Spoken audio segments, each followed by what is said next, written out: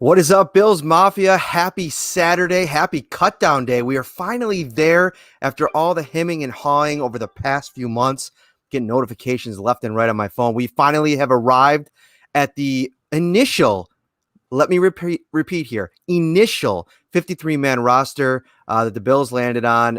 There'll be some changes in the coming days.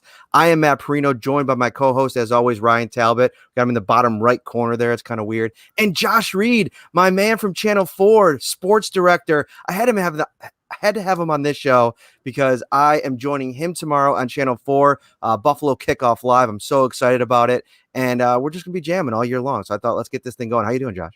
Yeah, I'm doing great. It's been a busy Saturday, which I think we all kind of expected it to be. Anytime there's roster cut down day, it's constantly on your phone and constantly on social media, and you're checking and refreshing. And here we are. It came to an end.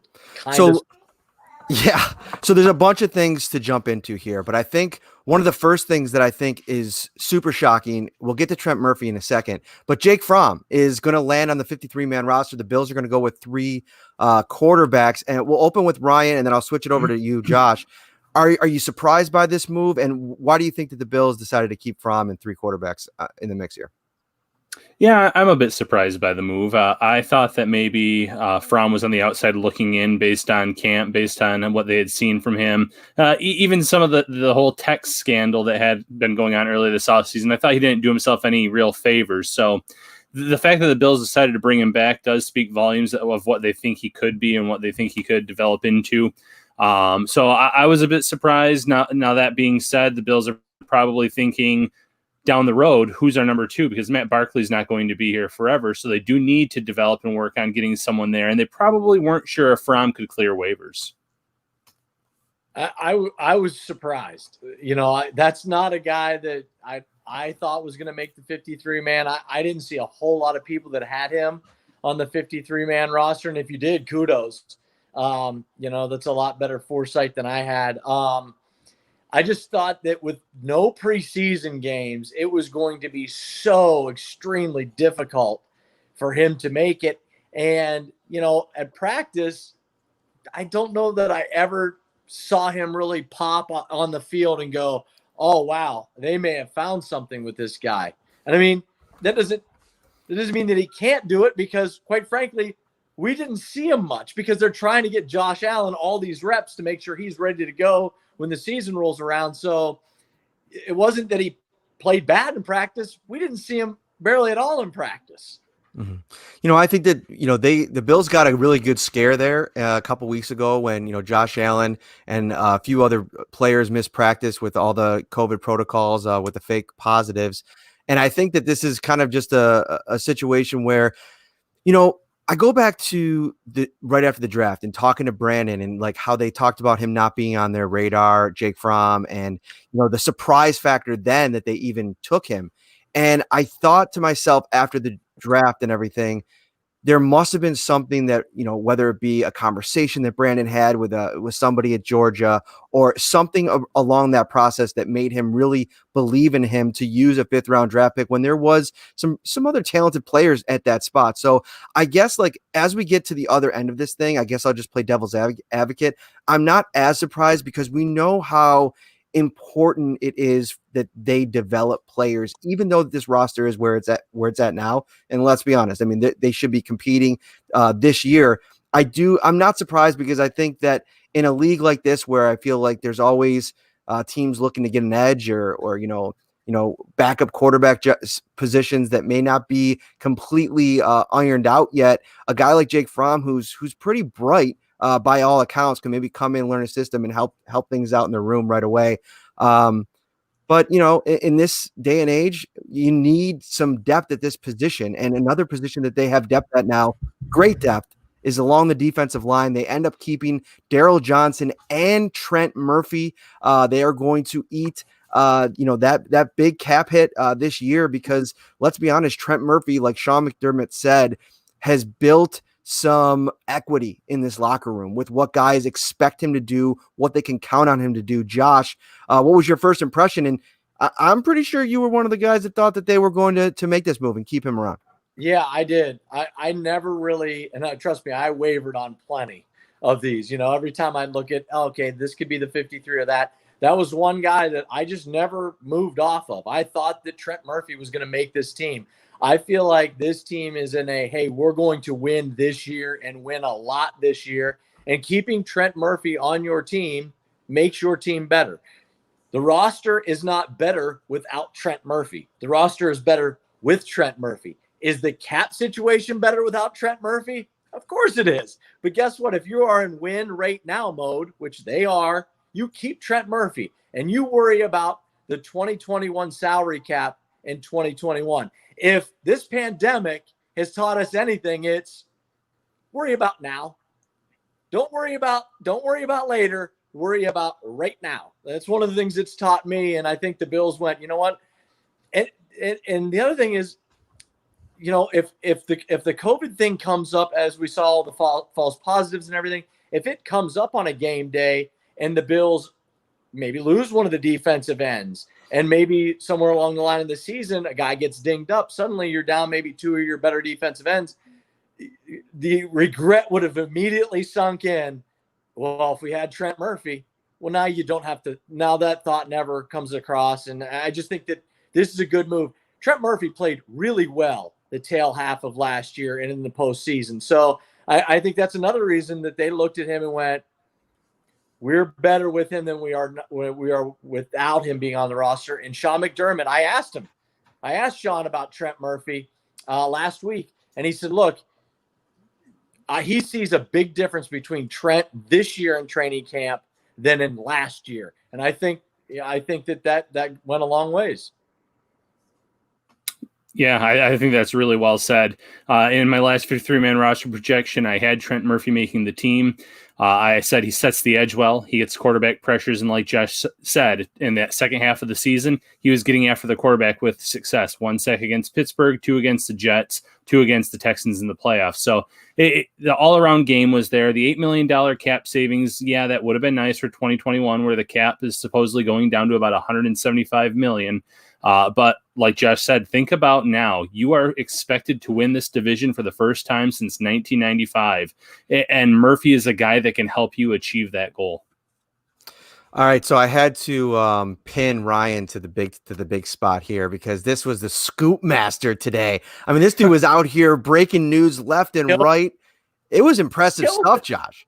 He killed it. It was impressive. Every time I'd flip on Twitter, I'd go, "Oh man, he's got another one." Yeah, it was impressive.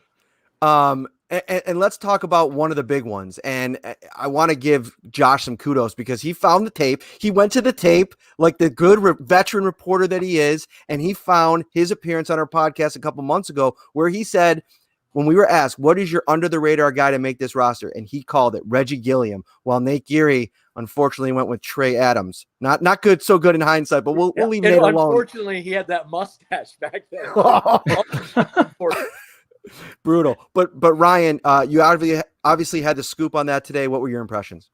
Yeah, I was a little bit thrown off when they changed his position. They gave him a new number, and they said he was a tight end, especially with Patrick DeMarco pretty much missing all of camp with that neck issue. So it threw me off a little bit. I didn't know what they were initially thinking there, if he was going to have a spot. But, good for him because by all accounts, when his number was called on in practice, he made some plays, whether it was catching the ball down the field, making some key blocks. Is this a year sooner than they probably would have wanted to change hands at the fullback position? Probably, but there's not much they could have done with DeMarco and that neck injury. But good for Gilliam. A really cool story. Walk on in high school, walk on at college. Then he doesn't get drafted, but he makes his own pro day tape by going to Walmart, getting a tripod, and driving from Toledo to somewhere in PA just to find a field to record it. So those are the guys that are pretty easy to root for. And, in terms of Gilliam making the roster, I mean, Josh, you called it back then. What did you see in camp? I mean, we were out there most days watching him in practice. I thought he made some good plays, but I thought he never seemed out of his element, ever felt uncomfortable with the opportunities that he did get. I'd take it even further back before camp.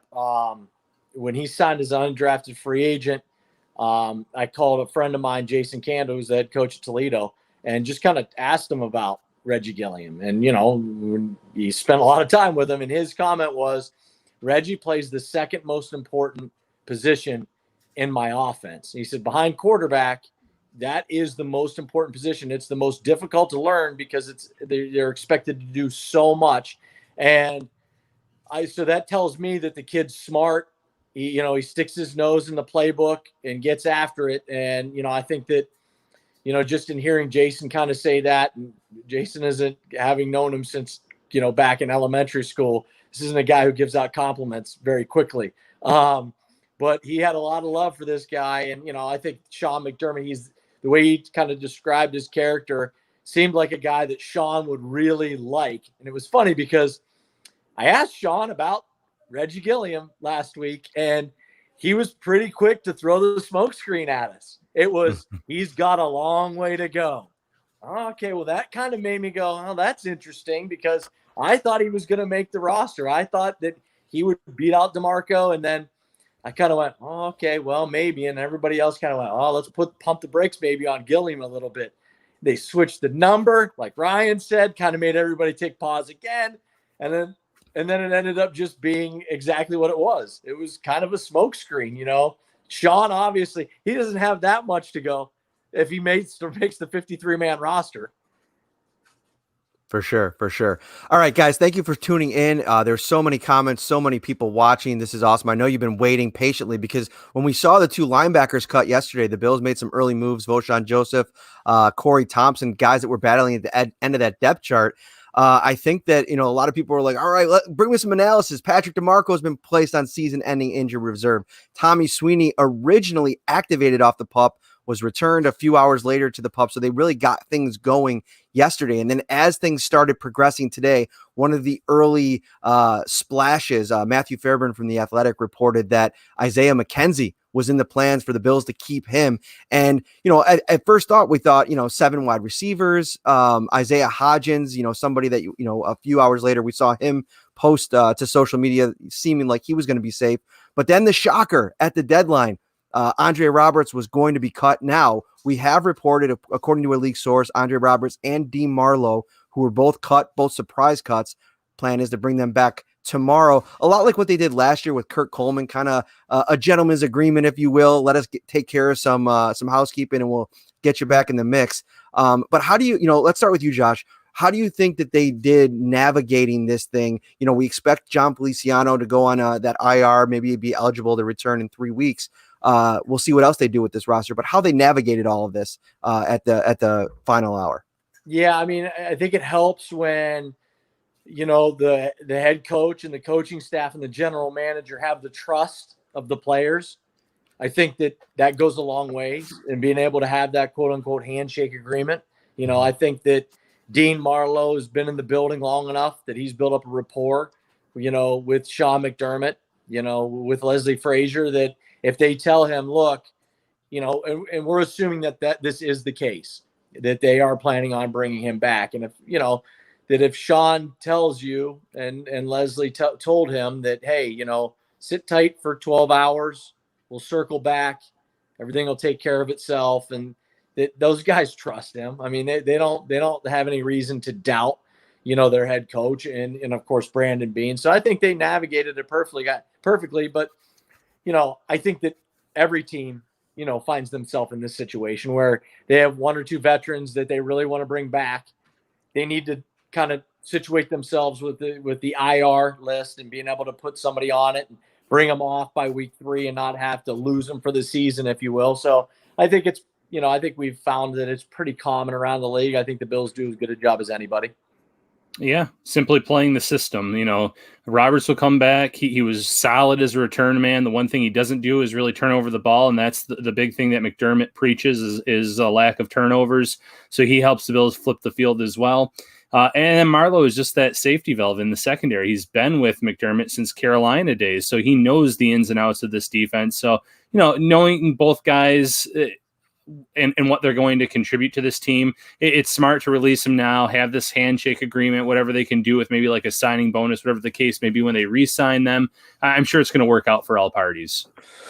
Moving to the defensive backfield, and it's interesting because we talked about this last night on the Buffalo Fanatics pod, and I said after all the hemming and hawing the last week or so about, will it be Cam Lewis that gets cut or will it be Dane Jackson who will get cut? I started to kind of pontificate a little bit. Listen, Sean McDermott kept 5 cornerbacks last year, and with Josh Norman, Tre'Davious White, Levi Wallace, Saran Neal, and Taron Johnson, you have your 5 right there. I know that there's some hamstring issues that Norman and Wallace are dealing with right now, but if they believe they can maybe sneak Cam Lewis and Dane Jackson through and get them back on their practice squad, which it seems like most teams are pretty confident in being able to do that with some of their younger players, then it does make a lot of sense to go in with the 5 guys that you're comfortable with, that are going to see snaps right away. But I thought Cam Lewis, all the way up into the end, and of course I have the UB bias, but I think that he had a great training camp. I was expecting him to get a real strong look because I thought he earned a roster spot, but it continues to be the case that Sean McDermott and Brandon Beane, they really depend on the flexibility of guys like Taron Johnson, Saran Neal to go outside that allows them to kind of keep just those 3 boundary corners and kind of go from there, Josh. Yeah, you lost me at pontificate. How many Coronas are you in, my man? Come on. If it's spelled out in the teleprompter, I'll read it. But that doesn't mean I know what it means. No, hey. I'm with you, though, on that. I thought Cam Lewis had another good camp. I thought he had a good camp last year. I thought he did everything. Look, he did everything that you could possibly do without having preseason games, right? He did. He did. I thought he had good practices. I thought that he had a better preseason than Dane Jackson. So I thought if it came down to those two, it would be Cam Lewis. And it ends up being neither. Here's the upside. That tells me they're very comfortable with the health status of Levi Wallace and Josh Norman. They don't think that's going to be an issue, which at the end of the day, that's the most important thing. I think that we learned by, the idea of them cutting both Dane Jackson and Cam Lewis. Now, I also believe that those are 2 prime candidates to return for the practice squad. Yeah, without a doubt. Both guys look like they would be good additions to that 16-man, possibly 17-man squad, depending on what they do with Christian Wade. And I think they have a really good chance of clearing waivers because there are some talented cornerbacks that were released elsewhere in the NFL today. 2 guys that I thought even would fit with the Bills if the Bills wanted to add another cornerback. Guys like Rasul Douglas, who has played a lot of zone cornerback in his career. Nate Hairston, a former top 30 visitor for the Bills, a guy that they met with at the East-West Shrine game. So there's a lot of, and there's many more, but I think that there are 2 guys that you could sneak back onto this practice squad, like Josh said. Here's the one thing I want to add this real quick.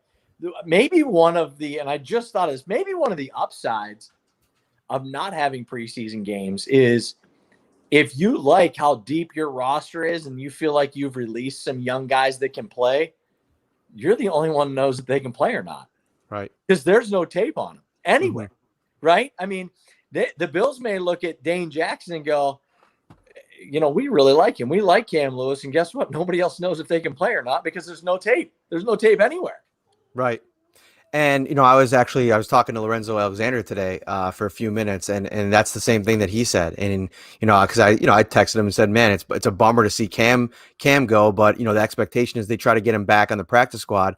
And he said, yeah, that's the thing. No tape on these guys. And, even in a regular year when there's preseason games, it's still preseason. There's that kind of caveat that comes with the really good tape. So to your point, I feel like they're really set up to kind of have their pick of the litter here as we look through. I thought one name that was a surprise, Evan Baim, is a guy that has real versatility, a guy that could play both guard spots, can be the backup center.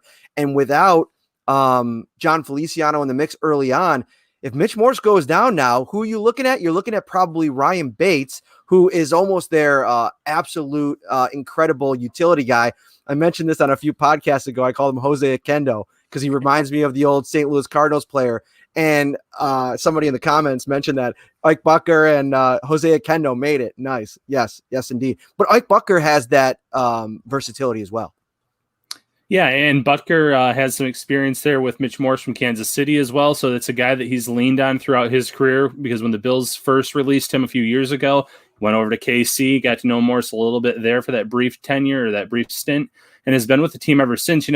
Butker's this guy that kind of flies under the radar every year, but it's pretty clear and apparent that the team likes him because he keeps making this main roster after that first year where they released him and lost him for a brief period of time. So, they're going with the guys that they know. Like you said, Ryan Bates. I mean, what a great trade that ended up being for the Bills, sending away Eli Harold, who I don't even know if he's still in the league, to be quite honest. I know he was with someone. He got cut by the Reds or by the Washington football team today. Okay, so Bates though could be the backup. You have Butker, so they have some options. Absolutely. Yeah, I mean, all this really comes back to an important piece of this is John Feliciano. Right. I mean, that really is. When he had the surgery, he said, look, I'll be back week 4. Remember? I mean, he said, I'll be back for the Raiders game. We'll see you in Vegas. That was his big thing and if he is on schedule, which, we tried to ask Shawn about that. And, he said, it's hard to keep him off the practice field and in the training room because he wants to be out there with his guys. And so we didn't really get a clear indication of whether or not he's on schedule. All indications are that he is. And if he's back, then everybody shifts kind of down one spot, if you will, because, that's a guy that has been so dependable since he arrived here. And not only dependable, like being there, but playing well when he's in the lineup. And he just adds that nastiness that we always hear about from John Feliciano. And, the back end of that, the offensive line, is a lot less important as soon as John Feliciano's healthy. Mm-hmm. 6 receivers as it stands right now: Stephon Diggs, John Brown, Cole Beasley, Gabriel Davis, Isaiah Hodgins, and Isaiah McKenzie, with Foster going to get brought back in the mix tomorrow. It'll be interesting to see what they do, because the expectation is Feliciano, like we said, goes on that IR spot. Maybe they put someone else there as well, or make another move.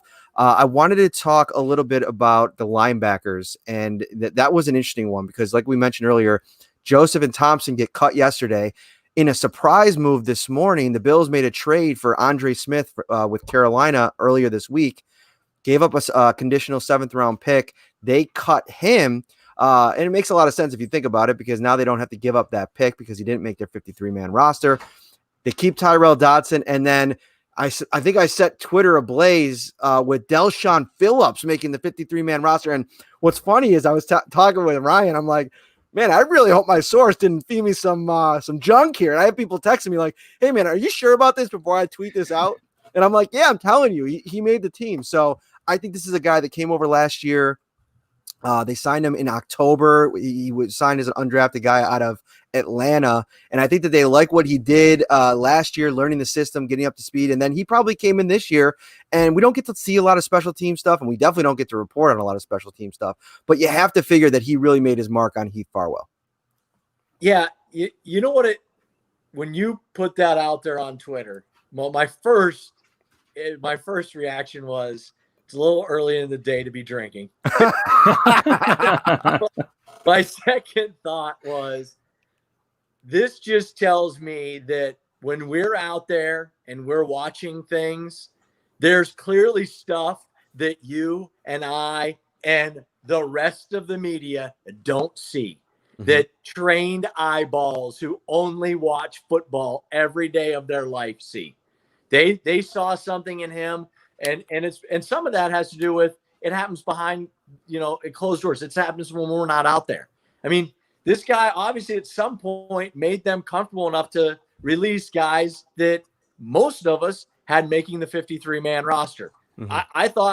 I thought Voshan was going to make it. I thought that, or Tyrell. Like, I thought one of those two. I thought it was going to come down to those two. Clearly, I'll tell you what. If you pick that roster move, I mean, kudos, because I don't know many people that saw that one coming.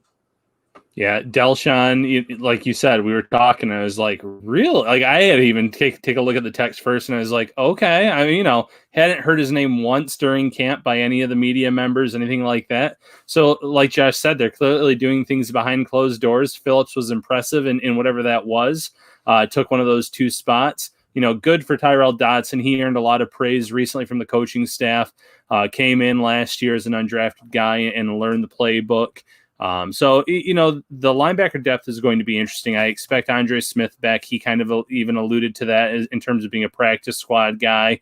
And maybe even, I don't know if the Bills will get that pick back. I think that's what they're expecting, but it might have actually been a savvy move by the Bills, because now you can get him onto that practice squad a little bit faster and get him right up to speed in terms of getting him into practice, because he's done all the COVID testing. He's done everything you need to do, where if you claim someone else off of a roster from another team, they have to go through the whole testing process, and it's going to be days before you can actually get them onto the field. Josh Reed, my man, thanks for joining us. We'll see everybody tomorrow. Tell them to head to Channel 4. What time are we? 11, 11:30? Give everybody the details. So from 11 to 11:30, we're going to be on WNLO, Buffalo Kickoff Live. And then from 11:30 to noon, we're going to be on WIVB. So it's an hour long this season, every week, every Sunday, live pregame show. It's going to be fun. We got the usual cast of characters, and then we even added maybe our biggest character yet, and Matt Parrino. So it's going to be a really good time. We have plenty to talk about tomorrow with all of the roster moves that have happened, and then of course there's a chance that we'll know some of the practice squad stuff tomorrow. So we'll have to go over all this again. It'll be fun. At the very least, you added the 3rd best hair on the show. Like, I'll take that mantle. I think Heather should probably be at number 1. You'll probably get number 2, and then I'll come in at number 3, probably. We'll see. At 43, I'm just glad to have it. There you go. 2 kids, and I'm 43, man. Just happy to have it. Love it. All right, brother. Take care. Take care. Thanks, guys. So, Ryan, let's get this fixed here. Appreciative of Josh joining the show. We didn't even give the usual kickoff here. This is the Shout Buffalo Football Podcast. We are live after the big cutdown day extravaganza. We had a little bit of a wait for ourselves there, Ryan. What were you thinking? I mean, there was rumors abounding. Fairburn reported the Bills were working on a trade for Robert Foster before the deadline. So I think that, everybody kind of thought, okay, we'll see if this is going to be a deal here that's holding things up. We get to the end, and obviously the Bills were forced to cut Robert Foster. Were you surprised that maybe they waited so long? I feel like, obviously these are tough times. It's always easy to second guess, but I almost think that after you drafted Hodgins and Gabriel Davis back in April, for me, the move would have been to jump on, get working out a deal for Robert Foster around that time. Yeah, if you were convinced that he wasn't going to be able to claim one of those final spots, it probably would have been a better time to look for a trade partner at that point. Now, did they have any serious offers today? We may never know, but you would like to think that maybe that the whole fact that they waited so long to release them was because they had been talking with another team leading right up to that deadline. It's going to be interesting. Real quick in the comments, Truth to Hearts, I'm going to circle back to you. Don't take your victory lap just yet. He said, "Oh, y'all remove my comment. I was right. Bye-bye, Roberts." He's expected to be re-signed tomorrow. He's still going to be part of this team. So technicality, I guess, you were right in terms of he didn't make the initial 53-man roster, but it's just a savvy move by the team. He'll be I love when Ryan gets a little snarky.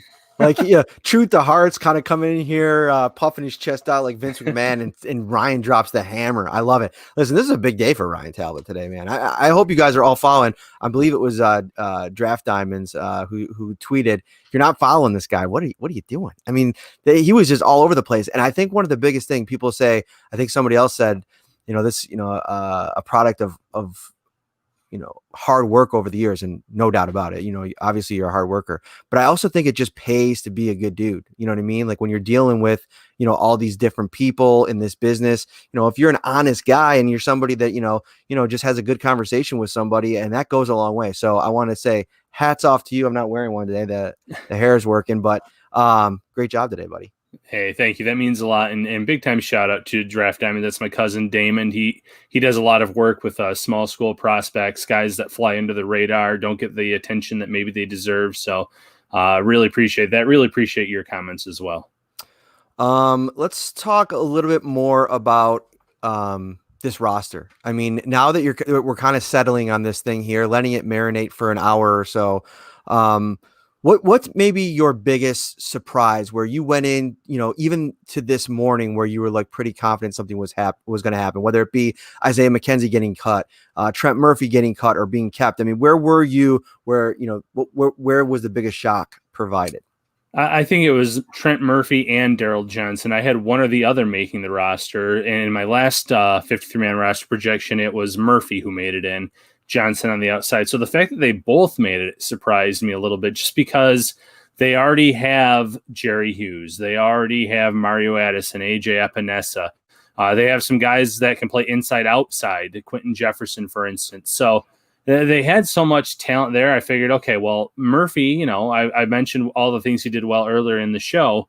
I said it's either going to come down to him or it's going to come down to Johnson. Johnson played some defensive snaps last year, was a special teams contributor, played a lot of snaps in special teams, but I didn't expect both of them to make it. So for me, that was my big surprise. What about you?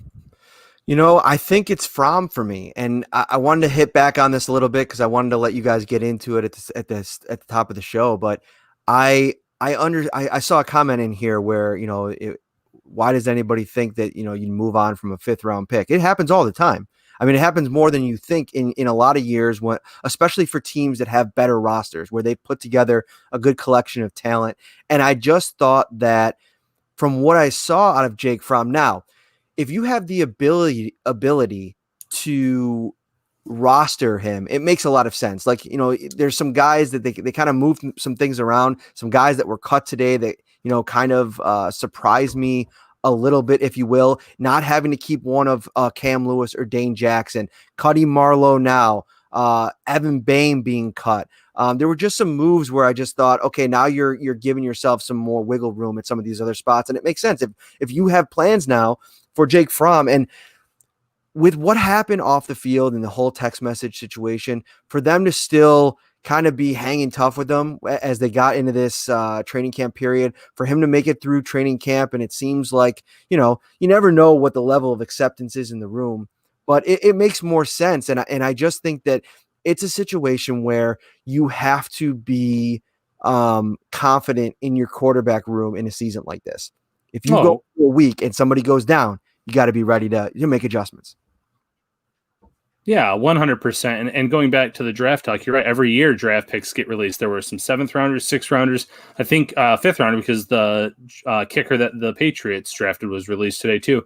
And then even look at what the Raiders did today. The Raiders traded a running back / wide receiver that they drafted this year, Lynn Bowden Jr., to Miami for a 4th round pick. I believe they sent a 6th rounder and the wide receiver running back for a 4th round pick. So in terms of draft stock, they showed that, oh man, they must have made some kind of colossal mistake, like seeing him back there. Whatever he did was not impressive enough to the Raiders. So yeah, even in some cases, you see these higher picks go. The Jets had a 3rd round pick that they released last year. And I think wherever he is at now, he actually stuck with the team, and I'm blanking on his name, but it does happen all the time.